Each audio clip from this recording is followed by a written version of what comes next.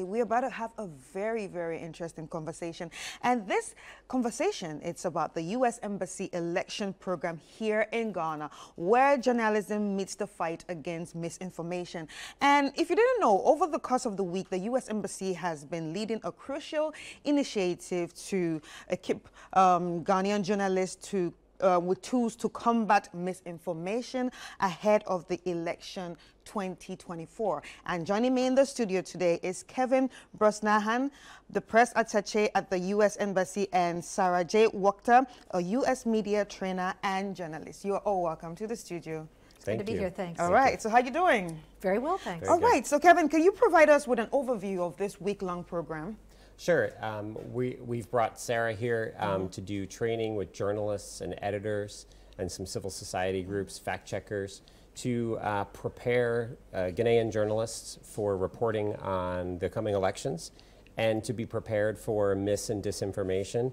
That is a global challenge right now, and we should expect in nearly every election. Right. So why do you think this program is actually important to Ghana and your upcoming election? Sure. I think every democracy right now needs to be prepared for mis and disinformation that could impact an election.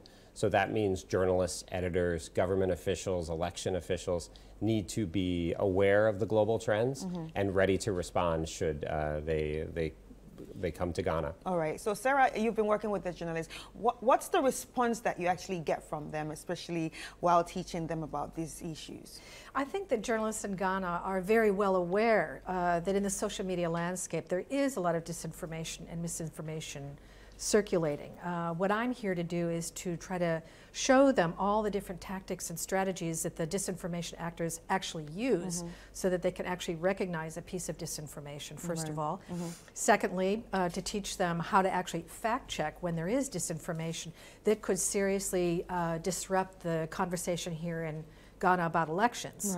This is a moment where journalists really need to react very rapidly to hopefully not let a piece of disinformation really change or control the narrative. And then third, there's also proactive things that journalists can do to try to inoculate, if you will, Ghanaian citizens so that they also themselves know that they're looking at misinformation. There's things that journalists can do to make their readers and their listeners aware of it. Right. So what's the importance of effective collaborations between journalists and the government? Well, we're talking about elections here. Maybe Kevin, you want to? Sure. I think journalists need to be aware of what's possible. And I think election officials and government officials also need to be aware and need to be preparing stakeholders and voters for what they might see. So we don't necessarily see that journalists have to support the government, but together they can work on free and fair elections and fight misinformation together. Right. Well, drawing from your experiences in the United States, can you share examples of where misinformation has significantly influenced the public discourse? Sure. I think in the 2016 election in the United States, we saw mis and disinformation play a big role. And I think that was the first, the highest profile example that we've seen that made a lot of people aware of the challenges, and that's why a lot of U.S. journalists and U.S. organizations have really taken this on. And I think since then, Sarah has seen some examples elsewhere that are really of concern. Right. And what are some of these examples that are of concern? Well, I think what you have to realize about disinformation is because it's very cheap to use these tools, actors can change their strategies, they can experiment with it, and then when they realize that a strategy is successful, it goes viral, actors in other parts of the world can quickly adopt those same strategies. And in this election cycle, Ghana is one of 50 countries voting this year. More than 4 billion people are going to the polls. And what we're seeing in this cycle, different from previous elections, is the role of artificial intelligence, which has the ability to supercharge disinformation, first of all, and secondly, has the ability to create deep fakes. And not just deep fake videos, which are completely made up of candidates, but also deepfake audio. And this has already had an effect in the elections in Slovakia, where there was an audio file that came out just a couple days before people voted, allegedly showing one of the candidates having a conversation with a journalist to give bribes to a minority community to vote for him. And he lost the election.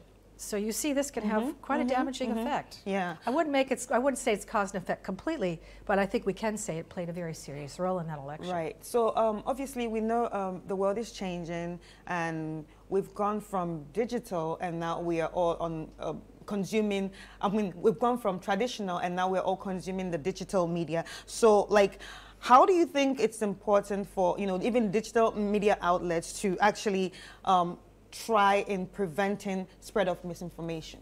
Well, there's, I think, three really important things that they need to do. First of all, they need to recognize what it looks like. Right. They need to know the signs, the tactics, and the strategies that they use, and not pass it on and not publish it until they have verified what that information is, whether it's reliable or not. Second, when there is a piece of disinformation and it goes viral and it starts to change the conversation here in Ghana, they need to react fast, fact check, and put that out quickly. And third, I think they need to start getting more proactive, doing things to educate the citizens here in Ghana on the elections process, so that they will become less vulnerable to rumors that could circulate on things like voter fraud, for example. Right. All right, so Kevin, so how does the embassy perceive the importance of fostering media professionalism? So it's always been important for us. So we train hundreds of journalists every year, and this year it will be just as many. This year we're working with the Ghana Journalists Association on a program to sensitize journalists to all the issues that could be at play in an election, on how to report on it. We're doing this on mis and disinformation. And then, of course, we're talking to editors, digital influencers, and digital platforms to make sure they know about the global trend. Not necessarily something that we know about and have to be concerned about in Ghana, but every democracy needs to be aware of. So this collaboration is important for us every year. Yeah, so what has been the response so far, especially from the journalists? I think they're really interested to hear about Sarah's global perspective and the techniques that are out there, and a lot of the free fact-checking tools that can be used and kind of support global collaboration on fact-checking. But I think you've probably seen it more. Well, I think there's been a fair amount of excitement to know that actually we can arm them with different tools that they can use. You know, we're operating in a different learning world, even online, which means that there's all kinds of free tools and resources that journalists can use. I was here to expose them to those tools. But what's interesting about the journalism profession now is that you have to actually go out and play with those tools to get good at them. We're in a self-taught world. So I feel I'm very encouraged by the excitement that I think the journalists had to know that there was all this help and support at their disposition. All right, so the program actually started yesterday? We started in Kumasi on Monday. So now we're in Accra yesterday, today, and we end tomorrow. And you end tomorrow. All right. Anyway, before I let you go, have you faced any challenges yet while, you know, trying to give information to the journalists? In what sense? Well, do you think they understand what you're saying? Do you think they appreciate what you're saying? I think so. Teaching people about disinformation is sort of very much closely allied to the journalism profession. At the end of the day, what is it all about? It's about being skeptical about what you read, what you watch, what you see, checking your facts, verifying your facts. In some ways, it's really the same journalism profession all over again. It's just learning a few extra techniques for being able to recognize it online in video and photo form as well as in print form. All right, thank you so much. It was really nice having this conversation with you. All right, Thank so you ladies and gentlemen, we've been speaking to Kevin Brosnahan, the press attaché at the U.S. Embassy here in Ghana, and Sarah J. Wachter, a U.S. media trainer and journalist, and we've been speaking on the U.S. Embassy election program.